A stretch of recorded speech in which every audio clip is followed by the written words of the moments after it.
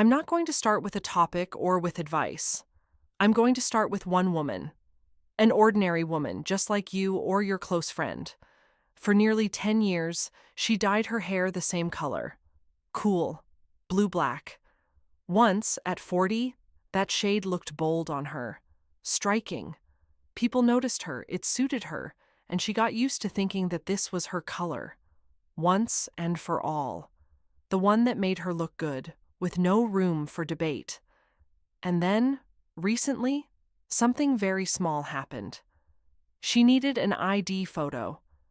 You know the kind, under bright studio lights, where you can't hide or smooth anything out.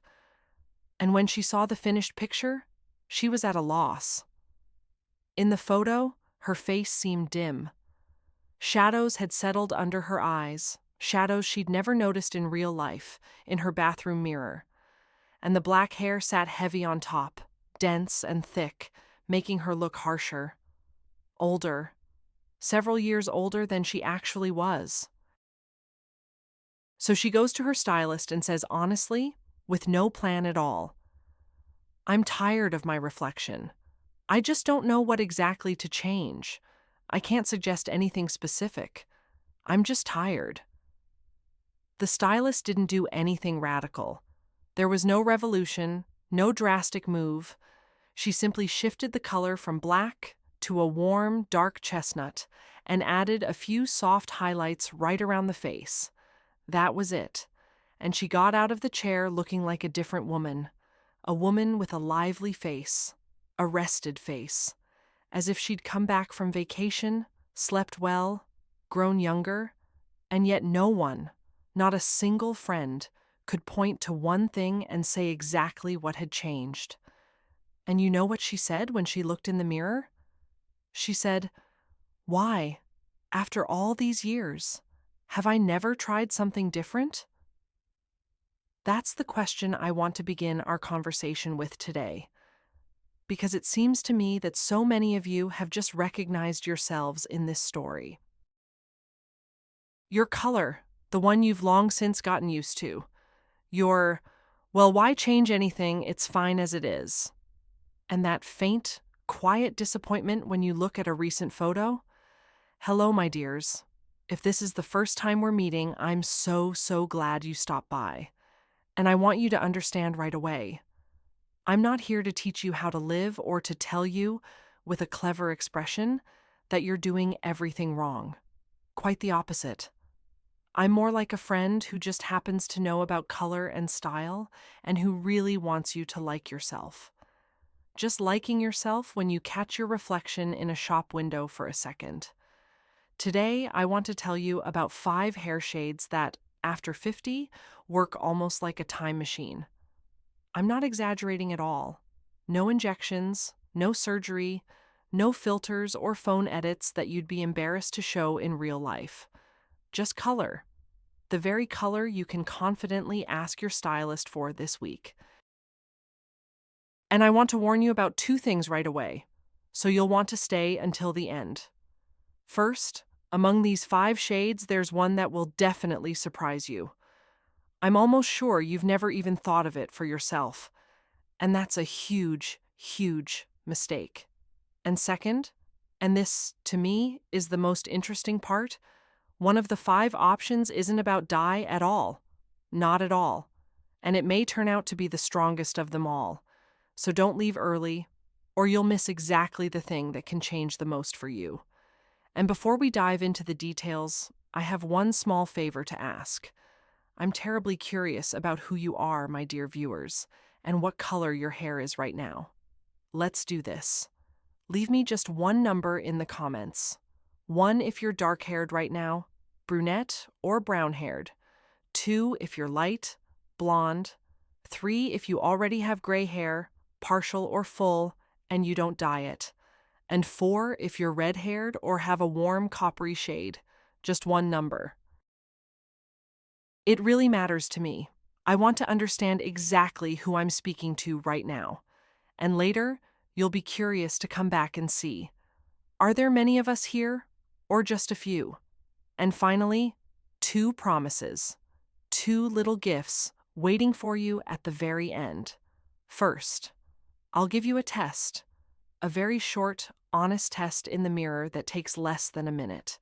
And it won't flatter you in any way with that sweet, oh, everything suits you nonsense. It will simply and calmly show you one single thing. Does your current color refresh you? Or is it quietly, invisibly, day by day, aging you? So many of us wear a color for years that has long been working against us, and we just don't see it because we're used to it. Our eyes have gone numb to it. And this test brings back a fresh look. I myself once had to sit down after doing it. And second, I'll tell you about one free little thing, a tiny detail without which even a perfectly chosen shade won't work. You can walk out of the salon with a beautiful new color and still not get that very effect you were aiming for, simply because you forgot this one thing, and it costs next to nothing. Yet it changes everything. So ahead of us is a big, warm, and very useful conversation. I'll explain why the color that suited you so well at 40 suddenly stops working when you're closer to 56. And by the way, that is absolutely not your fault. I'm going to prove that to you right now. Then, we'll calmly go through all 5 shades, one by one. And at the end, that same test, and that same free little thing. So make yourself comfortable, pour yourself some tea, and let's begin. I really can't wait to tell you everything. So let's first sort out the most important question. Why does the color that suited you so well at 42 suddenly stop working when you're closer to 56? And I want you to hear and remember this right away. It's not that you ruined something. You didn't do anything wrong. It's just that it wasn't your hair that changed. It was your face. I'll explain it calmly, without scary words. As the years go by, the skin becomes thinner and a little more translucent. It gradually loses the density, the richness of tone it had before. The natural blush fades, the one that used to make the face look alive all by itself. And here's what matters. The contrast between the face and the hair changes. Before, a dark color was like a beautiful frame. It emphasized brightness, set it off. But now that same frame has become too heavy for the picture. The color that once brought you to life now, on the contrary, mutes you and adds fatigue. Your face beside it seems to go dim. Do you see the point? This isn't about age in a bad sense. It's about adjustment. Just like white balance in a photograph, you don't blame yourself when the picture comes out yellowish. You just tweak the settings a little and the image comes alive. That's exactly the same story with hair color. No guilt. It's just time to gently adjust the frame to suit the changed picture. And this is where I want to tell you about one tricky trap. I call it the trap of habit. For years, we go to the stylist with the same request. We sit in the chair and say, just the usual. The stylist gets used to it, and time after time, they repeat the same thing. Not because they can't do anything else, but because we never ask for anything different. And we, my dears, don't ask for anything different for one simple reason. We simply don't know that anything else exists, that there are options. And this closed loop, where you can live for 10 years, breaks with just one phrase spoken out loud. Simply one day sitting down and saying, let's try something different. And now, what you came here for.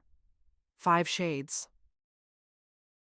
I'll break each one down using the same simple formula, so it's easy.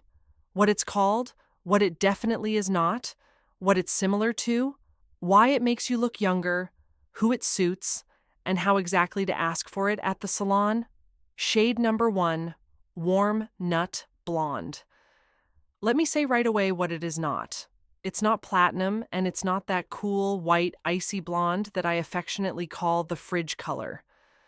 No, this is a soft, warm tone, the color of almonds and baked milk, Can you picture it? Cozy, enveloping, just like that. Why does it make you look younger? It gives the face warmth almost from below, lights up the skin, and at the same time gently softens small imperfections, making them less noticeable. It suits fair to medium skin with light eyes, gray, blue, light green. Ask your stylist for a warm, golden beige direction and a soft root melt, so there's no harsh line. A quick price guide. In smaller towns, it's roughly from 5 to 8,000. In larger cities, from 10 to 14. Refresh every 2 months. And here's a nice little bonus. This tone behaves beautifully in the sun. On vacation, it almost comes alive, starts to shimmer, and you look even fresher. Shade number 2, warm chestnut with honey highlights. What is it not? It's not black, and it's not cool chocolate, which, sadly, makes the skin look grayish. This is lively chestnut. Imagine honey carefully poured over the top. Warm, deep, glowing. Why does it work? I already said it. After 50, the face doesn't need a high contrast frame, it needs support. And this shade gently smooths out that sharp contrast between lightening skin and hair that's too dark. It suits warm skin undertones and brown or hazel eyes. Ask for a warm, medium depth and soft balayage. That's the technique where the roots don't create a harsh, dark band. Refresh every 2 to 3 months. And here's the bonus warning. Without good care, this color can turn brassy. So a hair mask once a week and heat protection before blow drying are musts. And I'll tell you a story. One of my viewers changed her black hair to exactly this warm chestnut. And then she wrote to me laughing that her husband thought she'd secretly gone to a cosmetologist. He couldn't figure out what had changed. He just saw that his wife looked fresher. And that, my dears, is the magic. People don't read the detail. They read the result. Shade number 3, Noble Silver. And this, girls, is the very surprise I promised you. Because this isn't about dye at all. Let me say something important right away. This isn't about giving up, throwing in the towel, and shrugging off your appearance. Not at all. This is about embracing well-groomed gray hair as a strong, modern, fashionable trend. Clean silver next to the skin gives a soft, delicate glow that no dye, not even the most expensive one, can replicate. The face in this silvery halo looks brighter. But I'll be completely honest with you. It only works that way if the gray is even and silver. If it has yellowing or looks dull, it needs help. Very little help. A tinting product with purple pigment once a week, which removes yellowing and costs very little, around 500 to 1,000 rubles. And one more thing, silver needs care, shine, and a good haircut shape. Otherwise, I won't pretend, it looks untidy. But, and this is the nicest part, it's the only shade that costs you absolutely nothing. It's already yours. For those who want to move from dyeing to their natural gray, I'll give you one piece of advice. Don't do it all at once. You don't need a painful grow outline.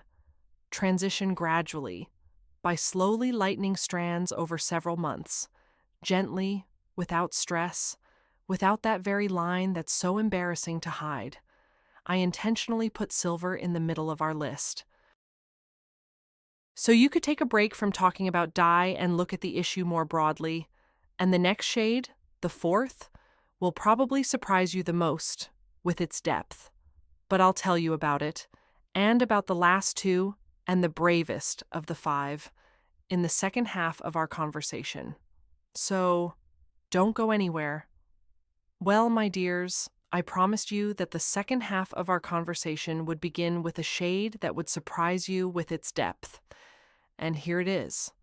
Shade number 4, Amber Cinnamon. Warm, deep, with gold inside and just the lightest hint of mahogany. Let me say right away what it is not. It's not red. Not that bright, shouty red that turns carrot-colored and starts arguing with facial redness. No. This is a restrained, noble tone. Imagine a cup of good black tea held up to the light, with warm light passing through it. That kind. Who is it a lifesaver for? First of all, for those of you who have always suited rich, deep color. You were used to being bright, noticeable, and it really suited you. But here's the trouble. Pure dark color has become heavy with age, and it started to weigh you down. Yet you don't want to give up depth. This shade is exactly the solution. The depth doesn't go anywhere. It stays, but inside it, as if from the very core, a glow appears. It suits brown eyes and warm, slightly olive skin. Ask your stylist for layering. Darker at the roots, lighter around the face, so you get the effect of soft, natural fading, as if you spent the summer in the sun. As for price, from 6 to 10,000 in smaller towns and up to 15 in larger ones. But there's a very pleasant point here. You only need to refresh it once every 3 to 4 months. So if you calculate it on a yearly basis, it actually comes out cheaper than frequent visits for a simpler color. And here's the bonus. Ask for an ammonia-free dye or a toner, because this shade lives on shine, and it's important to preserve that. And finally, number 5, the boldest of them all. Smoky beige with a slight, barely perceptible cool note. What is it not? It's not a bright color and certainly not a teenage one. Don't be alarmed by the word bold. On the contrary, it's a very muted, calm tone, as if someone added one drop of coolness to a soft, warm blonde.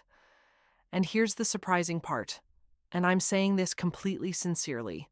On women after 50, it works even better than on young girls, because it brings back that freshness the skin gradually loses over the years.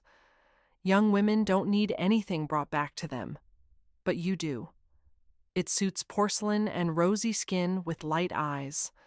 And if you have a warm skin undertone, I have an alternative for you: soft peach beige. It works on exactly the same principle, just in a warm palette, so I'm not leaving anyone out. And you know what I'd advise? Don't rush straight to the salon. Try it without any commitment, at home, with a tinting mask. It costs around 600 to 1,200 rubles, lasts for several washes, and then rinses out easily. And only if you like it, only if you catch yourself in the mirror and smile, then go to the stylist. No risk. And now let's boil all this down to one simple rule that I really want you to remember. After 50, color should brighten, not darken. That's it. And when I say lighter, I don't mean become blonde. Lighter means more delicate, more transparent, warmer. Even if you stay in the dark range, a shift of just 1 or 2 tones changes the whole impression. Because we're not recoloring ourselves from scratch. We're simply adjusting the frame to suit the changed picture. And I want to reassure you right away so no one panics. You don't need a revolution in one appointment. You can start small. Just lighten a few strands around the face. It takes about an hour, costs little, can be reversed if you want, and right there, in the chair, it shows you how the perception changes. A small, safe step. And now, what I promised at the very beginning. Remember? That free little thing without which even the perfect shade won't work. Here it is. When you change your hair color, be sure to adjust your eyebrows and lips to match. It really changes everything. Because eyebrows that are too dark with lighter hair look drawn on, foreign on the face, and dark lipstick from a previous life creates imbalance, disharmony. It's all solved with practically pennies. An eyebrow pencil 1 shade lighter and lipstick in a soft nude or dusty rose. 2 little things, and the look comes together. And the second promise, that honest test that takes less than a minute. Remember it. Stand by a window in daylight. Pull your hair back off your face and freeze for a second. Remember that feeling. Now let your hair down and look. If your face has become heavier, paler, if shadows have appeared, then the color is working against you. And if you look warmer and more even, then it's yours, and everything's fine. There's an even easier way. Take a photo of yourself with no filters at all and look at it 5 minutes later, with fresh eyes. It won't lie. And with that, I want to say goodbye. But I want to say the most important thing before I go. Hair color is the frame for your whole look. It's the first thing people read, even without realizing it, even before they notice your eyes or your smile. And the right shade doesn't make you a different person. No, it simply shows the person who's already in you, rested, calm, with her own light. And that color, my dears, doesn't need to be bought. It just needs not to be dimmed by something else. Take care of yourselves. And like yourselves, you've earned it.